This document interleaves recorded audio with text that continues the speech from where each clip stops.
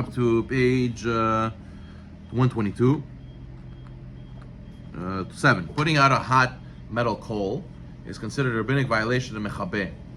Similar application of this halacha is turning off an incandescent light bulb or other electrical appliances on Shabbat. Why? Because you're doing Mechabeh, extinguishing. The different applications of electricity we're going to speak about in a few minutes. Number 8. It is rabbinically forbidden to place a container filled with oil that has a drainage hole positioned over the opening of an oil lamp so that the oil will continuously drip into the lamp. Right? This is a rabbinical decree. Maybe someone will use some of the oil in the upper container, which will be Mechabeh. So what do you have? You have a bowl that drips of oil into a lamp that's lit. Okay, so this bowl is dripping oil and giving more fuel to this lamp that's already on. And you want to take this oil. First of all, you can't even leave it like this on Shabbat because you might take this oil away. And when you take this oil away, you're doing Mechabeh. Why? Because how long would this last? An hour, let's say. Because this bowl was dripping into it, now I gave it another hour of burning time. When you take away this bowl, what happens? You minimize the amount of time it's going to burn. That's Mechabeh. That's considered extinguishing. So therefore, you're not allowed to even leave the bowl like that. Right? We say this in the Mishnayot Friday night. What do we say? The kids say it. Baruch Hashem. Every Friday night, and B'mei Madlikin, what do they say? They say like this. It's right here. We say over here, Lo yikov adam shofer v'vesa, v'yimalena Hashem v'yitena api haner, b'shvir sheteh menetefet. You're not allowed to put a bowl with a hole, and put it filled with oil, and next to the nair, in order that it should drip into the nair. That's what we say in the Mishnayot on Friday night.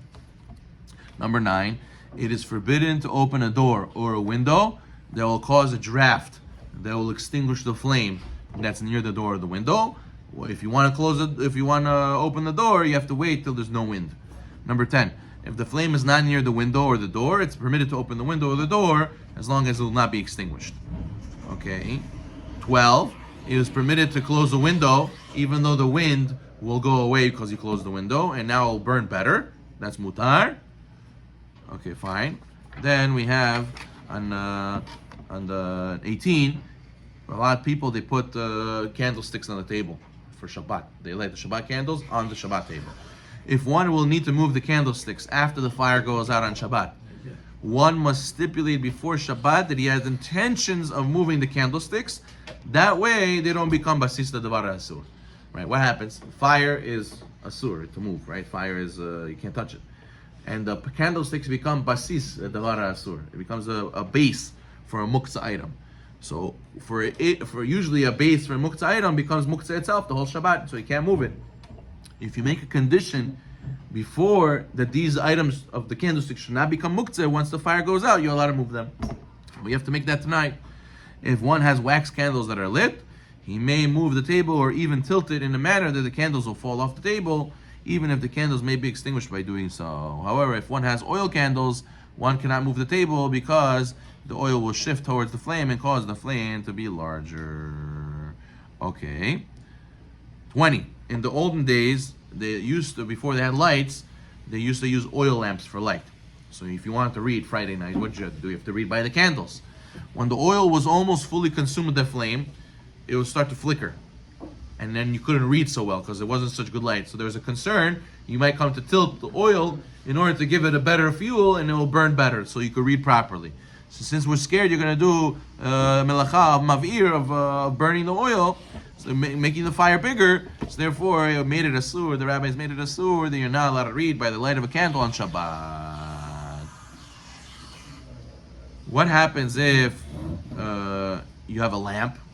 Some people leave a reading lamp by their bed, or they leave one lamp on in a room where you can read. Are you allowed to read by a lamp, an electric lamp today? Yeah. So the Halacha says like this. 32.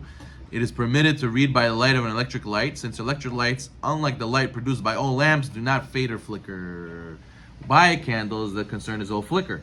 By electric lights, they never flicker. They're always, staying static. So therefore, when the bulb burns out, the light turns off completely. And even if it dies completely. It doesn't flicker, and you have to play with it to get it to go on. Therefore, there's no concern. One might come to do a forbidden act to improve the light. What about if I have a dimmer? Some lights, they have dimmers. You can make it raise it or lower it. Maybe we should be concerned you're going to raise the dimmer. Electric lights with dimmers are permitted to be used on Shabbat, meaning where there's no concern you'll play with the dimmer. Obviously, you're not allowed to raise or lower the dimmer, but we're not concerned they will lead to that. Okay, good. 35. Electricity on Shabbat. Why are we not allowed to use electricity on Shabbat? What's the reason? What is electricity? 35. The issue of turning on electricity on Shabbat is a subject to great debate among the poskim to what the Melacha really is when you're using electricity. In conclusion, all poskim agree it's forbidden to turn on electric appliances on Shabbat. And we're going to discuss about the different ones. Okay, let's do the big note over here. 64. What's the issue of electricity? A couple arguments. 5-way argument. Number one opinion, molid. Molid means to create. You're not allowed to create new things on Shabbat, midrabanan. So turning on the electricity makes a new flow of electricity that wasn't there before, and also the appliance now becomes like usable, workable. So it now becomes, it's like you created a vessel on Shabbat. So it's mulid. Can it be compared to fire? Oh.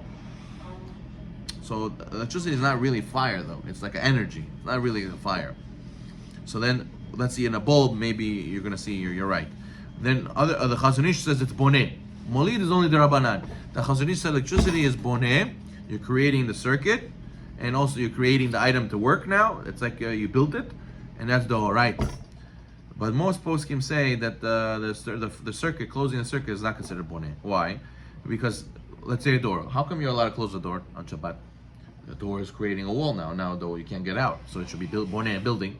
So the poskim say a door is allowed to be open and closed because it's meant to be open and closed that way. It's not considered. If I put sheetrock, now the wall is permanent. That's it. You can't open it. But a door is meant to be open and closed. Circuit, how is it meant to be? Also open and closed. So therefore, it's considered like a door, and it's not considered boneh. Okay, then they say Mechabeh patish. Maybe it's considered completing the vessel. Others argue it's mavir. They say no. If making electricity go into electric appliance, now making the electric appliance work or the bulb work is like a fire. The flow is considered, the electric flow is considered a melacha mavir.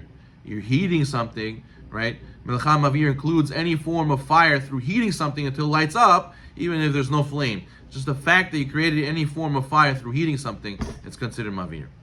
That's why in 36 it says igniting a kedesa bulb is considered biblically prohibited. Turning even an kedesa bulb on Shabbat involves only the Rabbanan. But you see, so turning on the light bulb and the metal inside gets hot, red hot, that's like a fire. So that's why electricity in a bulb is considered the oraita. And then finally, the last opinion is that it's muktzeh. So there's machlok. Some say electricity is the oraita. Some opinions say electricity is the rabbanan. Whatever it is, it's asur. What about if I ask Siri? If I ask Alexa, turn on the lights, that's also considered Aidir Melacha. 38, it is prohibited to turn on an electric item even via voice command. 37, even increasing the flow of electricity, like turning up the volume, is also asur. What about something that I want to pull the plug? I want to pull plug on something. 39, one may not pull out the plug from an item that's currently off even, unless you use shinu. What about like this? The clapper. They have lights, they used to be called the clapper, right? So if you can't use your voice, seemingly it should be the same thing with your hand. 40, if let's say accidentally you push the electric button, like a button that lights up your watch or lights up the door buzzer, and you realize that Shabbat you have to go and let it go right away. Even though when you let go, you're gonna make the electricity stop working. Halacha is you have to move your finger and let it go. Okay, it's prohibited to change batteries in something that's battery operated.